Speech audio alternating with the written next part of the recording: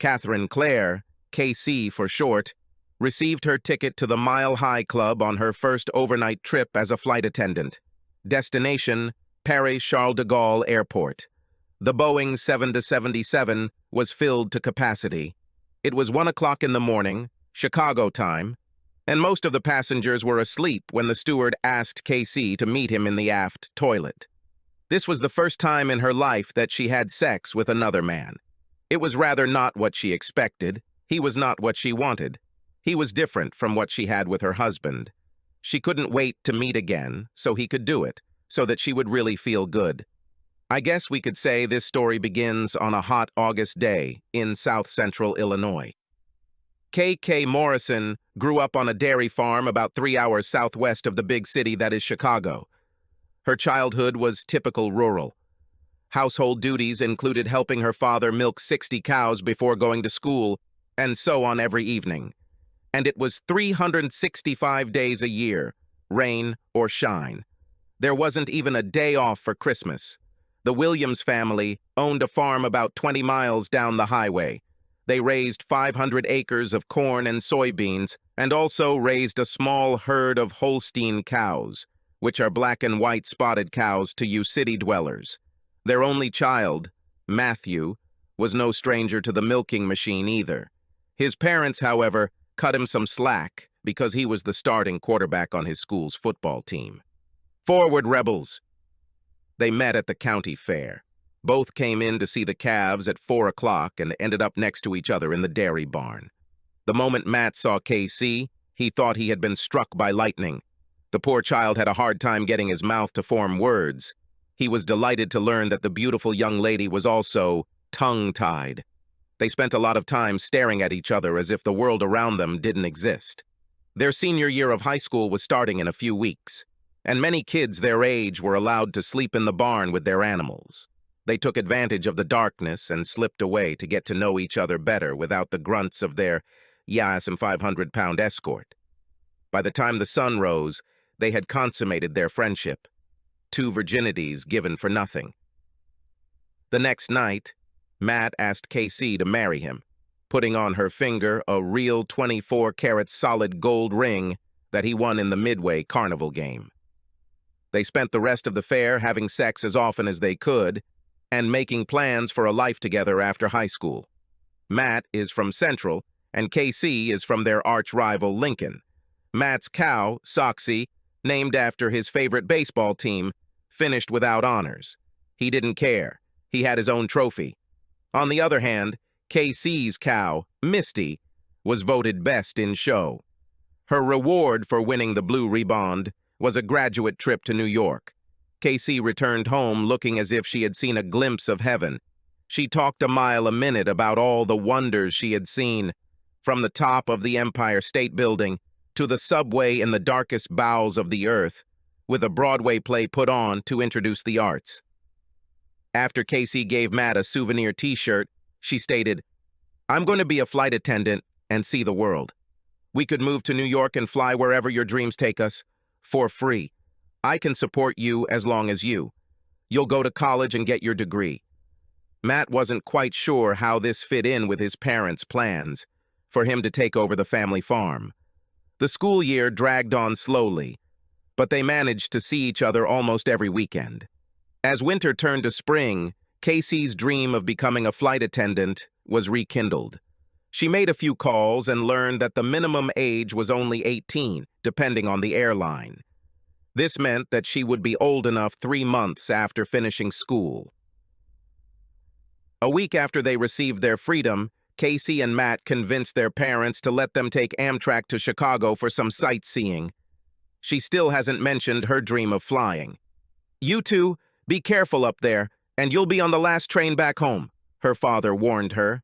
"I don't want to hear that you missed it and had to spend the night." KC did her research in the school library and learned that 2 legacy carriers that flew around the world might employ her. Their first stop was United Airlines, where KC was shocked to learn that she had to be 19 to apply. At their next stop, an American city, the minimum was 20. Matt's 18-year-old girlfriend couldn't read the fine print on the applications. None of the other airlines they approached were even accepting applications. In Matt's mind, he was doing backflips in joy, his lips instead mouthing words of comfort. Detained but not derailed, Casey vowed to return the day after her birthday, until Matt convinced her to join him at the University of Illinois. They had been dangling a football scholarship to Matt since the start of his senior year, so he could get at least one free year of college. Exactly a year later, they returned to Chicago, ready to inundate airlines with job applications. This was not necessary since her first choice hired her in place. Getting a job was much easier than getting her parents' blessing, but in the end, she wore them down. "Mom and Dad, you can fly wherever you want with my passes. Free." "Who will milk the cows?" her father wondered out loud. Casey completed her training and began her career as a domestic flight attendant, working a scheduled route from Chicago to Milwaukee and back twice a day, 5 days a week, excluding Saturdays and Sundays. It was unlikely that this would captivate her imagination, but that didn't stop her. When Casey finally had 2 days off in a row, Matt took the train and headed north. She met him at Union Station. From there, they went to the mayor's office and appeared before a magistrate. 10 minutes later, Matthew John Williams took Catherine Clare as his lawful wife. They had a nice dinner and then spent the night of their honeymoon in a hotel room, consummating their marriage. Even though they were not of legal age, the concierge sent a free bottle of champagne. On Monday, reality returned. Matt had to tell his parents that he was getting married and wouldn't be coming home. It was a difficult day. Casey shared a small 2-room apartment near the airport with 2 new employees. Their schedule kept the apartment from being too crowded, but it took Matt a while to adjust to living with his wife and 2 roommates. Even though they were beautiful, he never gave in to temptation and treated Kimmy and Joyce like his sisters. Matt lost his football scholarship when he transferred to the University of Illinois at Chicago and had to finance his education through student loans. Money was tight, but they were in love with each other. They made plans for how they would spend Matt's salary once he graduated from school and got a good job. The first time Casey flew to St. Louis, she wrote out a pass for her husband. He got the only empty seat on the plane. It was a center seat in the last row that didn't recline, but he didn't care. He divided his time between studying for his economics exam and watching his beautiful wife work in the Aisli. She fed him well and kept him hydrated with snacks and drinks. They had 2 hours between flights and shared a very expensive dinner at Lambert International Airport. Matt was lucky and even got an aisle seat on the way back. Even better, he got an A on the test. Life was great for the next 6 months. Casey was home every night. At least once a week, Matt would meet her at the gate and they would ride the subway home together. Things got a little tense when both of their roommates were transferred. To make matters worse, their new base was New York City, Casey's dream post. The airline then imposed a hiring freeze to ensure there were no more new recruits who needed somewhere to live. Casey and Matt were now on the hook for all the rent. Matt tried unsuccessfully to find a part-time job. Casey had to take extra trips to make ends meet. She was a tired woman and began to resent coming home and finding her husband studying. They started quarreling over a dozen little things. All this paled in comparison to the money wars that broke out every payday. This made Casey a very vulnerable woman. Unlike most of his compatriots, Steve Kaczmarski preferred to fly with new employees. He used his seniority to work in the aft galley, which gave him plenty of time to get to know the new crew members. That is, female crew members. He was an experienced predator and spotted Casey the moment she entered the briefing room. He checked the list. They'll be flying the 6 a.m. shuttle 20 times this month. That'll give him plenty of time to add another notch to the bedpost. It was Casey's first flight on the Airbus 319, and she was nervous. Until today, it only worked on the Boeing 737. Luckily for her, Kaczmarski was there to bring her up to speed. He immediately began courting Casey. She hugged him when they landed in Washington and thanked him for all his help. By the end of the trip, he had her cell phone number. After their second trip, their texts became much more personal than work-related. Every day when they weren't flying, they talked on the phone. He learned a few things about her and started showing up with little gifts like her favorite cookies. Nothing special, just something to show that he was paying attention to her. Kaczmarski did not hesitate to voice his opinion about the husband who stayed home to read books while his wife worked maximum hours. Over the next 3 weeks, he tried his best to be there whenever Casey wasn't sure what to do, whispering in her ear like a snake. One of the senior flight attendants took Casey aside and warned her, "Listen to a word of wisdom. This airline stewards are guys who have sex with everyone who walks. You're a beautiful woman and you've attracted a lot of attention. You should be very careful with those you consider your friends." Casey chalked it up to jealousy. Plus, she felt in control. By the end of the month, they were as inseparable as thieves, and Casey shared intimate details that should have been her husband's exclusive property. But Kaczmarski had some trouble getting the deal done because Casey wouldn't agree to meet him when they weren't flying.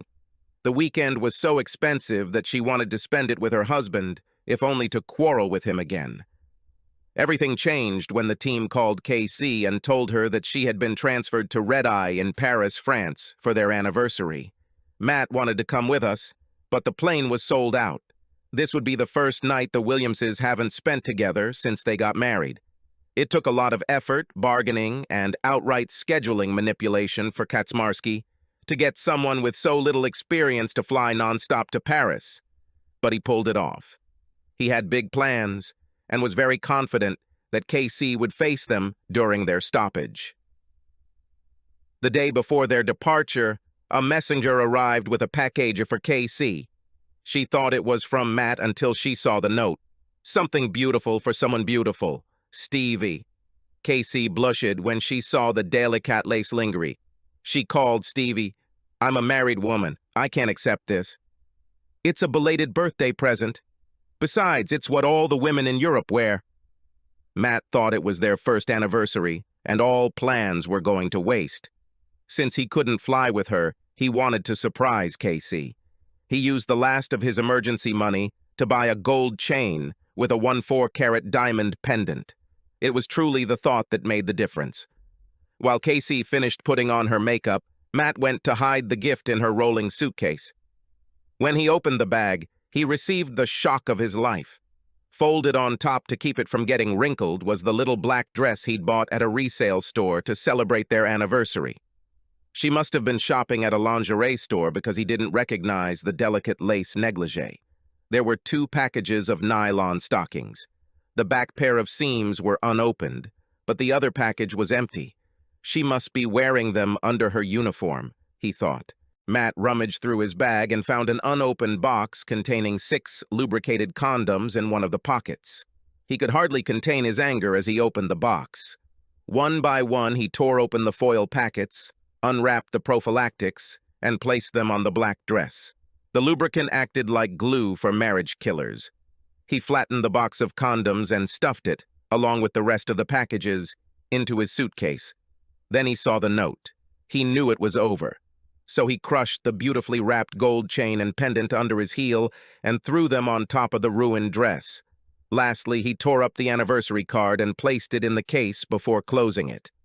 Matt was very quiet as they rode the train to the airport. Casey was babbling about how she couldn't wait to get back so they could spend a romantic evening celebrating. He knew this would never happen. Casey showed up at the briefing with her passport in hand. She immediately recognized the only familiar face in the briefing room and sat down next to Steve. 2 other stewards were serving the flight, and Kaczmarski enlisted their help in counting the points with the new girl. They also had jump seats in the back of the plane.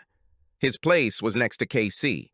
Even before the plane began to taxi out of the gate, he began to pin his bullshit on his naive young wife. She sat next to the bulkhead, and he leaned against her. After commenting on how little space there was, he placed his hand on her leg. Then he leaned over it, pointing at something through the small window. As he did this, her uniform rode up higher and higher. When he felt the lace top of the stocking, he realized that she was wearing his gift, which gave him courage. Casey was about to tell him to stop, but then he invited her to dinner at the Jules Verne, at the top of the Eiffel Tower, to celebrate her first visit to the City of Light. She said yes, just as, unfortunately, the plane was in the air and they had to take their duty stations. 3 hours into the flight, it was pitch black outside. Most of the lights in the cabin were turned off. Without warning, the plane entered an area of turbulence. The captain turned on the intercom. "Flight attendants, return to your seats." The fasten seatbelt light came on. This was when Steve invited her into one of the restrooms. She didn't hesitate. She was stripped down to a lace thong, a shelf bra, a garter belt, silk stockings, and high heels when they entered the small room. Her uniform was neatly folded and placed on the baby changing table. Steve pushed her against the wall. Casey managed to unbuckle his belt and unbutton his pants. She wanted to have some very impressive sex. That did not happen. The room was uncomfortable, cramped, and he did it quickly. By the time Casey remembered to tell him to put on a condom, but it was too late, he managed to do his job and pulled up his pants. He grabbed her panties and put them in his pocket as a trophy. After he had adjusted his uniform, he held the door open long enough for his two accomplices to get a good look at Casey. She blushed and closed the door. As she pulled on her uniform, she thought about what she had just done. She was a little disappointed that she didn't enjoy the sex and blamed it on the small room being uncomfortable. "I can't wait to get Steve into a real bed," she thought. It never occurred to her to feel guilty. Matt found out through the app that her plane had taken off. Knowing her phone would be switched off, he called and left 2 messages. Catherine Clare was the first time he had called her by her full name since they had married. "Your anniversary gift is in your suitcase." The flight crew was walking down the ramp when Casey turned on her phone. She giggled. "I got a text from my husband." A chill ran down her spine when she heard him call her by her full name. As she listened to the rest of the message, horror began to spread throughout her body. She dropped her suitcase and fell to her knees. A crowd began to gather around her. Her hands shook as she opened her bag. When she opened it and saw condoms, she screamed, "No!" and collapsed on the floor. Her chief steward ran up to see what had happened. Kaczmarski was 1 step ahead of her. He was worried that he wouldn't be able to sleep with her again that night. Casey saw him, and something clicked in her. She waved her fists at him. It took 3 flight attendants and a couple of baggage handlers to pull her away from him. The chief steward ordered Kaczmarski to immediately report to the crew wardroom. "If you did what I think you did together on that flight, not even your union steward could save your job." When Casey tried to call her husband's phone, it went straight to voicemail. She began to sob hysterically, begging to be allowed to fly back to Chicago to save her marriage. One of the flight attendants, the same old gray warhorse who had tried to warn her, said loud enough for everyone to hear, "I told you her husband would find out. They always would." Casey let out a scream that sounded like a banshee screaming in the night. The chief steward helped her into a chair. "You're not the first naive young wife to be seduced by that bastard, and I'll do everything in my power to make sure you're the last." Her hands shook as she played the second message. "By the time you hear this, I will be gone. I have always told you that there is nothing I hate more than a person who cheats. You deceived and betrayed us. I'm leaving because I'm afraid of what I'll do if I come face to face with you. I hope I never see you again." She fainted. 4 hours passed and Casey finally finished filing her sexual harassment complaint against Kaczmarski. The union representative promised to put her on the next plane back to the States. Unfortunately, this will only happen in 12 hours. Until then, all she could do was keep calling his phone. She sat on the floor of her hotel room and carefully collected the pieces of her anniversary card. She sobbed hysterically when she read what her husband wrote inside. "Casey, you are my best friend, my lover, and my wife. You make me whole. I'm counting down the minutes until you're in my arms again. Happy anniversary, my love. 1 year together lasts forever." She spent a sleepless night curled up on the floor, cursing herself for being so stupid. The next day, she was able to board a plane back to Washington, D.C. The former airline had to have hourly service to and from Chicago, so it had no problem catching the rest of its trip home. She didn't say a word, but everyone seemed to know who she was, or at least what she had done, and treated her like an outcast. Many flight attendants looked down on the player who was caught and then accused of gambling. Casey spent the entire flight trying to think of a way to explain what she had done. The moment Casey landed in Washington, she started calling Matt on his cell phone. Still no answer. She tried her best to compose herself as she left a well-rehearsed message. "Matt, my lover, I really screwed up. I'm so sorry. Please. I know I don't deserve this, but please." She couldn't stand it and started crying. 45 minutes later, she sat in the center seat and flew towards her destiny. Casey left a dozen more messages as she rode in the taxi to their apartment. Her hand shook as she inserted the key into the lock. She quietly called her husband's name, looking around the living room. She was terrified that he could take half of everything they had, but everything looked the same as she left it. She walked through the dining room and kitchen. Everything was in place. The master bedroom looked untouched, but the closet was closed. She gathered her courage and opened the door. All that was inside was a row of empty hangers. She staggered out of the closet and threw herself on the bed. White-hot terror tore through her stomach. Then it got even worse. She looked at her dresser and saw Matt's wedding ring on his cell phone. The room began to spin. She clutched the ring in her hand and cursed herself for ruining her marriage. It was almost 1 a.m. before she could make it to the bathroom. She turned on the shower as hot as she could stand it and tried to wash away the shame. But there was not enough soap to wash the stain from her soul. Casey knew she had to leave the empty apartment. She needed her mother. So she walked into the darkness, praying that her mother had the answer. Casey felt better when she saw the light from the dairy barn. She thought about how many mornings she had spent with her father milking the herd, and wished she could turn back time before she made her mistake. The car's tires crunched on the gravel. She was planning to walk home, but something was wrong in the barn. "Uncle Hank," she called, "what are you doing here?" Her mother's brother continued working, responding. "Matt came by yesterday to explain to your parents why he was leaving. You know your mom has had a weak heart for a while now." Casey started chanting, "No, no, no. Please tell me she's alive." "She's alive, but not because of you," Hank replied. "And she had a massive stroke. Your father called from the hospital and asked me to look after the farm. That's what family does." "Which hospital? If I were you, I wouldn't try to visit her. You're the last person your father would want to see." "Is Matt still here?" "No, he left last night after your mom was stabilized. I've never seen a more devastated person." Casey called crew support and left the airline to work on the family farm. Her mother recovered, but was partially paralyzed. The adulteress became her permanent nurse as a form of penance. More than 5 years have passed. Casey was a dedicated nurse who never complained, even when she had to change her mother's diapers. When she wasn't looking after her mother, she helped with the housework. She never played the martyr, not even the day the sheriff served her with the divorce papers. She accepted her fate with silent dignity. One clear autumn day, the angel of death visited the Morrison farm. Mom died next to her husband and daughter. The last thing she said to Casey was, "I love you. Now move on with your life." The funeral took place in the parlor of the old frame house, just as it had been done 100 years ago. Everyone brought something to eat.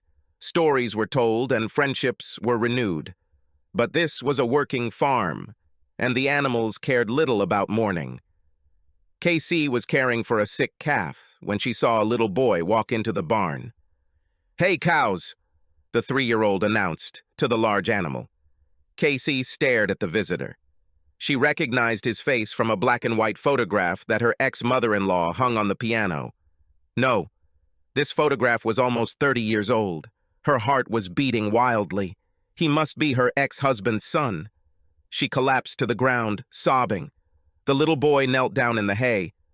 "Are you okay, lady?" KC trembled as she studied his face. Uncle Hank must have told him about Mom. The boy held out his hand and said, "I'm Matt, but Mommy calls me Junior." At that moment, all the dreams, all the hopes that she still harbored in the corner of her heart, died. Subscribe to our channel so that your second chaff doesn't cheat on you, and go ahead and listen to the next story, because this story is nothing compared to the next one. If you're under 18, don't even think about listening to the next one.